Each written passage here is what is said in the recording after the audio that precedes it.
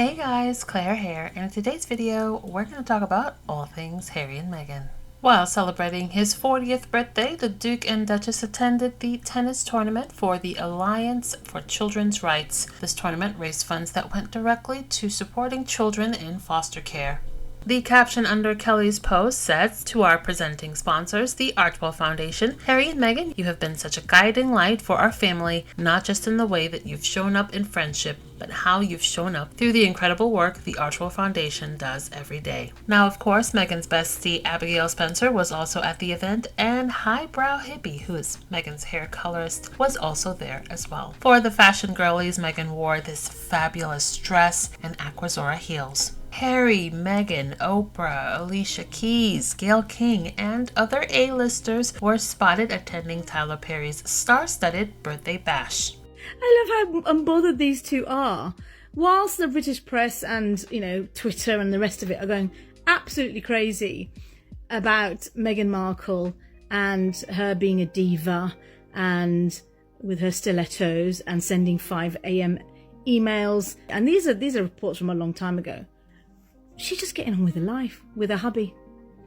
They're going to parties with Oprah, with their godfather's, their child's godfather, Tyler Perry's birthday. We had body language experts saying how Oprah Winfrey doesn't like her. Oh, come on. These guys just want rage bait content. They can't be happy for anyone. And I'm sure we'll see some body language experts saying that, oh my God, look how he's looking straight. He obviously hates Meghan Markle. You guys are ridiculous. You sound ridiculous and you are ridiculous, but I understand. You want to make money, especially if you've got a blue tick on Twitter. You're making money from this kind of engagement and whatever. Hopefully you feel good about it when you wake up each morning knowing you are hating on people. But anyway, good for these two. In honor of Harry's 40th birthday, the Duke of Sussex wax figure was seen at the Duke of Sussex pub in London. The Invictus Foundation, as well as several other military organizations, took the time on their social media platforms to wish the Duke a happy 40th. Happy birthday, Harry. I just wanted to let you know how much Invictus Games have meant to me. I'm not sure that I'd be here today if I hadn't have been involved in the Invictus Games. Had Sydney not come when it did, had I not left when I did and had those experiences and made those connections, I would not have made it 3 more months to what was my 40th birthday. So Invictus meant being alive. Hi, Harry.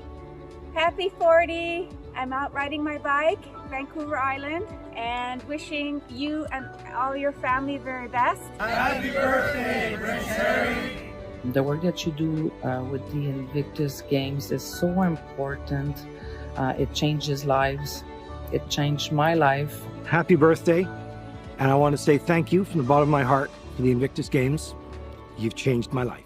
Happy birthday. Happy 40th. 생일 축하합니다. Happy birthday. Bon anniversaire. La Multian. Happy birthday, Prince Harry. Feliz cumpleaños, Príncipe Harris.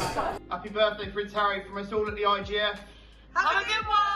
Palju õnne sünnipäevaks. Happy birthday, Prince Harry. Happy birthday, Prince Harry. Welcome to the 40 Club. Joyeux anniversaire. Happy birthday. Happy 40th birthday from everyone from Team UK. At Invictus 2014, I once called you bro, so bro, happy birthday. Дорогі патрони, принц Гаррі, ми хочемо від всієї команди, від всієї збірної і від української ветеранської спільноти привітати тебе. І ми дякуємо тобі за твою службу тоді і зараз у формі і без неї. І дякуємо за все, що ти робиш. Ми дуже це цінуємо. Много еліта. Thanks for everything you do for the men and women around the world who serve. I hope you will drink a Belgian beer for the occasion. Chciałem przekazać serdeczne życzenia, dużo zdrowia z okazji Twoich urodzin. Od wszystkich członków naszej reprezentacji. Dużo zdrowia. Happy 40th, Prince Harry, and I can't present you anything on your birthday, but I do remember you presented me my medal on mine at the 2016 Games, so it's a big one, celebrate it well. Turning 40 this month also means that you're a Virgo, and Virgo's got some pretty nice personality traits. One is showing up when you're needed, so thank you for showing up for this community. How sweet was that? Soon after seeing this headline from GB News, a lot of people theorized that that possibly means that the Buckingham Palace or Charles would be sending or acknowledging Harry's birthday via social media. And what do you know? They did. And soon after, Kensington Palace reposted Buckingham Palace's post. And as per usual, the British press and royal fans online lost their ever-loving minds. What else is new? In the past videos, we talked about the sort of growing amount of royal correspondents who are now far more willing to say the quiet parts out loud, admit to things that we know, but they've never really been comfortable enough to admit it. This particularly new poll from the Times says that Prince Harry at 40 is more popular than the king abroad.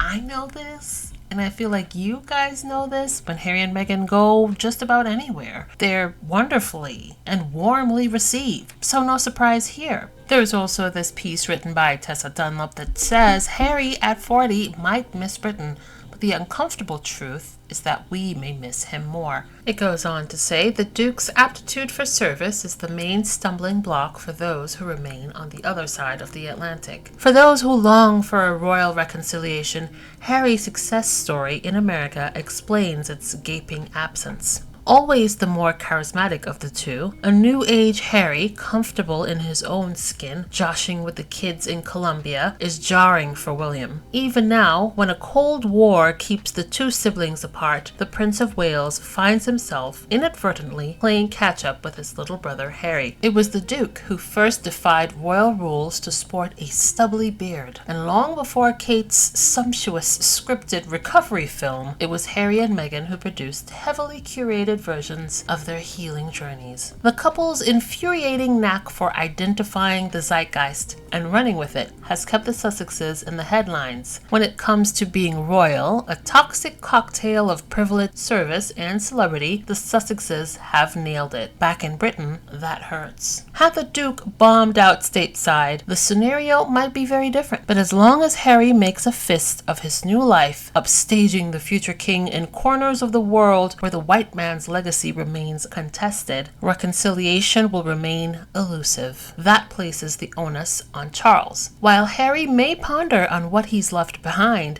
as he wanders through the Californian vistas this weekend, soggy Balmoral has never been so far away. 10 years ago, Charles was proud of his darling boy. Today, he may wish him well, but he must dig deeper and find a vestige of that pride once more. To reach out and reconnect with Harry, who has forged a different path with his birthright, would inadvertently win back some of the Duke's fairy dust for Britain. But the king must make the first move. So yeah, yet another royal correspondent openly saying the quiet part out loud. William and Kate are copying Harry and Meghan. Harry and Meghan's success globally infuriates them collectively, and it is Charles's responsibility as the monarch, as the father, as the grandfather, to steer this ship to a port far more amenable for all parties involved. Do I think he will ever really do that? No, I don't think he has it in him. This headline shows the magnitude of the problem that the British taxpayer working royal family have. In that, Prince Harry at 40 is more popular than the King abroad. And it's not in a couple of countries. This is in a whole groups of countries on different continents where he is preferred and more liked than the King. And that's a huge problem for the British taxpayer-funded working royal family, because to be as popular, they need to focus on themselves. They need to change themselves. Their approach and their delivery needs to change, and they need to do more of it. But as we've discussed on this account, and many other people say, they either can't do it or they don't want to do it. And because they won't change or can't change, Prince Harry will continue to be the most popular member of a family. That's a huge problem when the monarchy is in crisis, and in the UK, we are having a continual debate about whether the monarchy is relevant in 2024, 2025 and beyond, because Harry is technically no longer a member of the monarchy. The country's fine without him, and he's fine without us. On the lead up to Harry's birthday, there was negative press towards Harry and Meghan, but especially Meghan. One of them included this hit piece that said that Markle is a dictator who terrifies staff and has reduced grown men to tears. And as you can see, right to the side of this hit piece is one of the letters that Meghan wrote to Jason Knopf. And I'm sure most of you already know who Jason is, but for those of you who don't, he essentially was the right-hand man to Prince William and Kate. And he has been a foot soldier for doing a lot of William and Kate's dirty work. He worked with the tabloids in an attempt to have Meghan lose her case against the Daily Mail, and even with his assistants, which would not have happened without William's approval, still wasn't enough to make Meghan lose her case. She won. This is the same Jason Knopf who cooked up the Meghan is a bully story. But this is one of the letters that Meghan wrote to Jason. And as you can see, you can pause to read. Nothing about this screams bully, screams dictator. But this was the narrative that Jason and William and Kate wanted to put out there for Meghan. The stereotypical aggressive, angry black woman trope directed at this biracial woman. And then for his troubles, William rewarded Knopf. And Knopf is still under the employ of William. He's just removed him from Kensington Palace to his Earthshot board. So, yeah. And here you can see Jason with William and Kate yucking it up. The interesting part of this hit piece was that the smear isn't smearing so much anymore. I spent maybe 10-15 minutes, and I could have lasted longer because there were so many responses, just scrolling and cackling while I read the responses. One of the responses said, "Reducing grown men to tears? I'm afraid all I can do is stand." And this received a whopping 211,000 likes the last time I checked. And I want to say a good 95% of the responses were pro Meghan. This one said, "She must really love him, because honestly, this is a lot to have to go through to put up with for love. I'd be gone first thing Monday morning. I'd lean into the power of bailing." So you see, a lot of people are realizing it's a smear. It's a smear directed at this woman for her simply falling in love with Harry and choosing to marry him and start a family with him. It's not working the way it used to. There was even a sort of twist on the story from LBC. And looking at the comments in the comment section, bravo. People are tired of the consistent smearing and attacking of Meghan. This particular commenter said, "No one cares. The British media keep coming after this woman, even when she's not in the country. But on the other hand, Kate has a bit of explaining to do, and we all know she's hiding something, and the media just totally ignores it, never presses her about it." Another commenter said, "What? A woman who knows her own mind? A woman who has clear boundaries and demands that they are respected? A black woman who refuses to be silenced and who knows her worth? How dare she?" People are tired. We're all tired. So when the voices of the naysayers are persistent and loud, don't let it fool you. There's a lot more people on the outside looking in who see it for what it is. Gina, welcome to the show. What would you like to say? I'd just like to say that the British media just are too involved in the royal family, and it's just a never-ending cycle of stories after stories after stories. We don't actually know what's factual.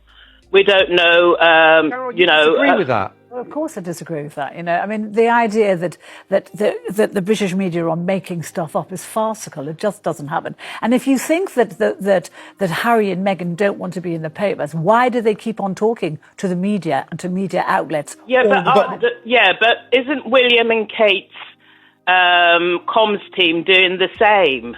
You know what? Constantly doing the same. This battle needs to stop. Well, I mean, I think, Sheena, you're right in the sense that we saw that video last week, which, I mean, I thought was a little bit schmaltzy and a bit off. I don't like to see that kind of manipulation of people and things. You're right about that, but we didn't choose to put that in. The media didn't make that up. They chose to put that in the media. And I don't agree with it. From the British media is insane.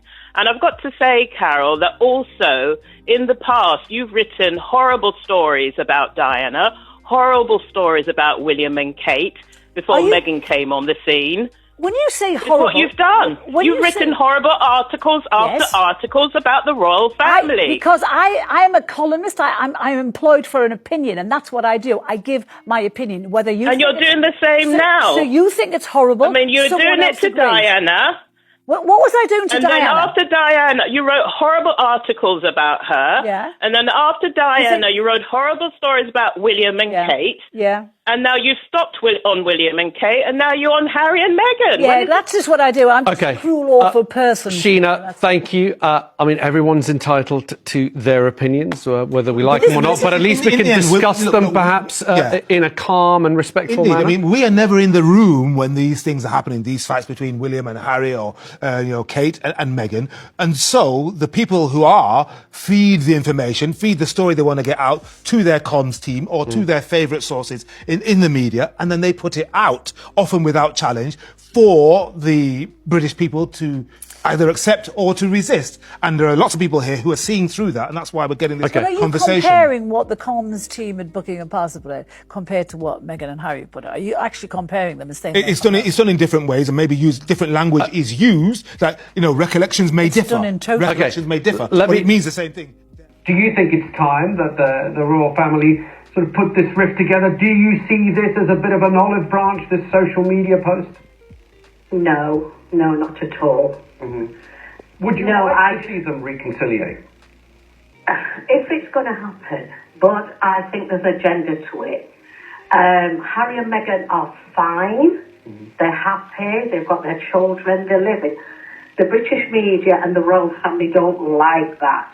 Especially somebody like Miss Malone there. It grates on her. How do you know that? And how do you know they're not? How do you know they are? You just said they are. And how do you know they're not? Anyway, they weren't. You said they were. Hang on, let Merva make her point. I'd like to, that's it, tell her to be quiet for once.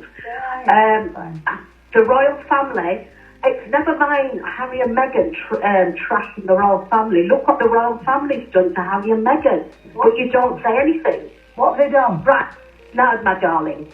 What have they done? Listen to me. Let her make her point then, Carol. You can speak. Carol, be quiet.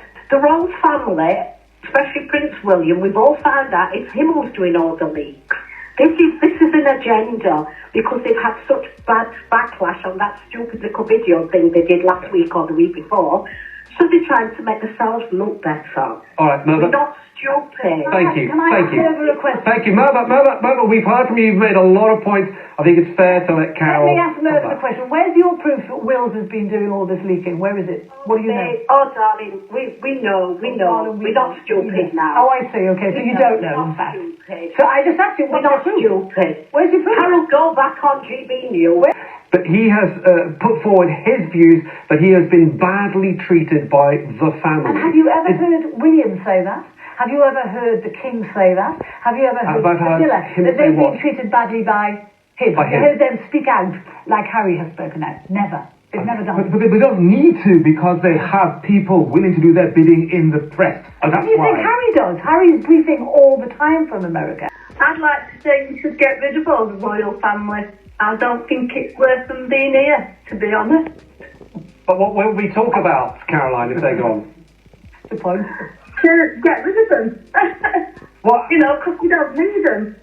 I wonder why we're seeing so much press about Meghan Markle being a dictator and making grown men cry. If that's the case, then Meghan, stop sending emails at 5 a.m. But it could be about this. Comes out in 3 days.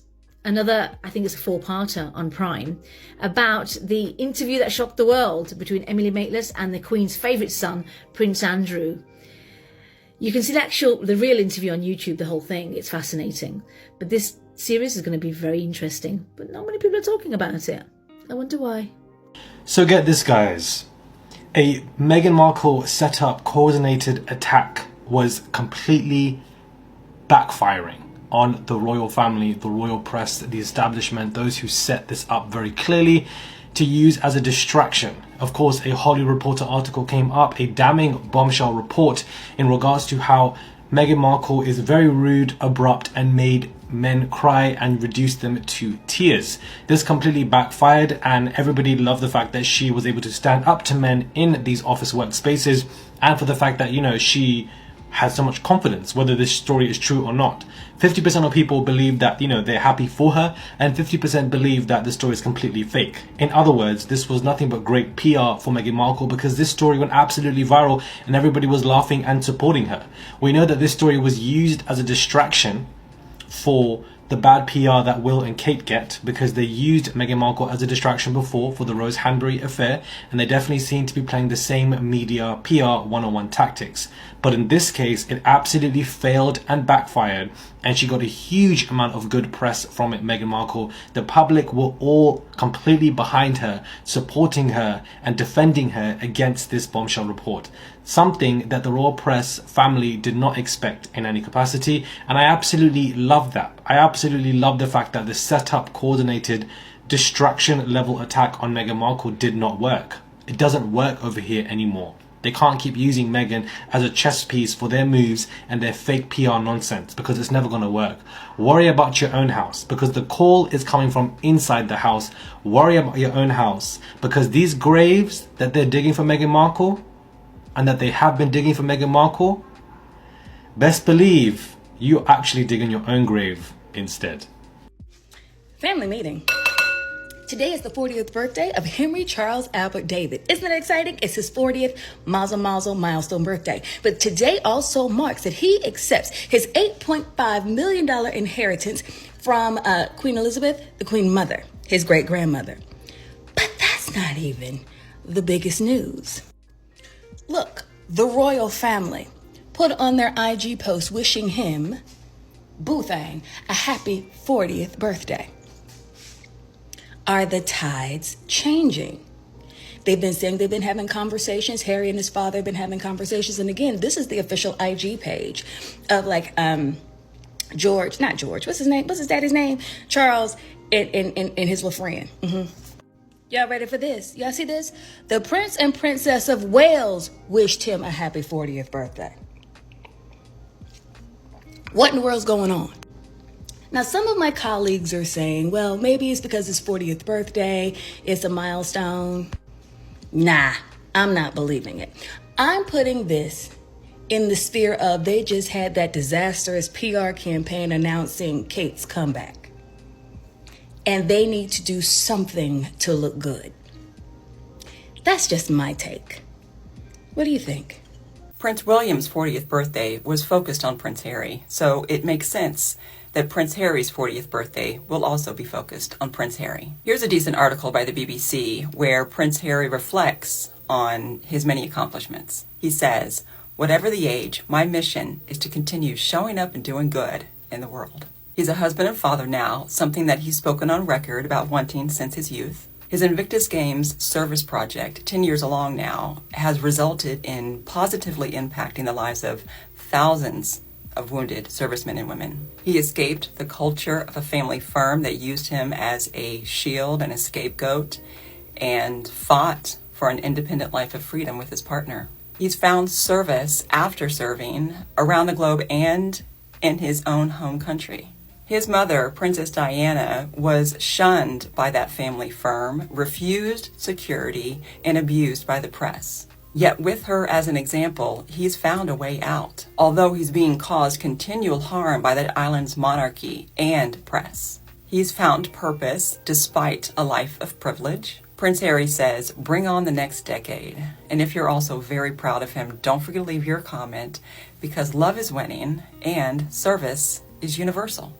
If you or someone you love suffers from dodging work syndrome, then this video is for you. Some of the symptoms of this devastating syndrome includes cutting celery as if it were work, making campfires in business attire, having the energy for popular social events, but can never seem to find the time for your actual royal duties. So devastating. Spending hours making IA videos, claiming that you're gonna end homelessness in the next 5 years, but a shovel is like kryptonite to you. Or doing photo shoots to convince the world that your marriage is not imploding. Not coming to your wife's defense when the whole world was dogpiling on her. Not having any pictures or videos of you standing by your wife's side throughout her cancer treatment journey. Or your jealous popping up to work whenever you see your brother doing it, doing the absolute bare minimum and getting praised for it, or awkwardly kissing your wife as she cringes because you think the whole world wants to see it. Ugh. Are you told to activate the claw whenever you see your brother-in-law holding your sister-in-law's hand? So fake. So if you and your loved ones suffer from this affliction, please give us a call at 1-800-I ain't never clocking in. What do you have to lose? Pick up that phone before time runs out. So what are you waiting for? Turn those gloomy days into mildly gloomy days. I'd like to take this moment to say thank you guys. We have officially hit the 19,000 subscriber mark. So a very special thank you to all of you. Every time you watch, you comment, you like, it goes a long way in supporting this channel, aka supporting me. So thank you very, very much. And wherever you guys are, I hope you're having a wonderful day. I'll talk to you guys in the next video. Thanks for watching. Don't forget to like and subscribe. Also, hit that notification bell.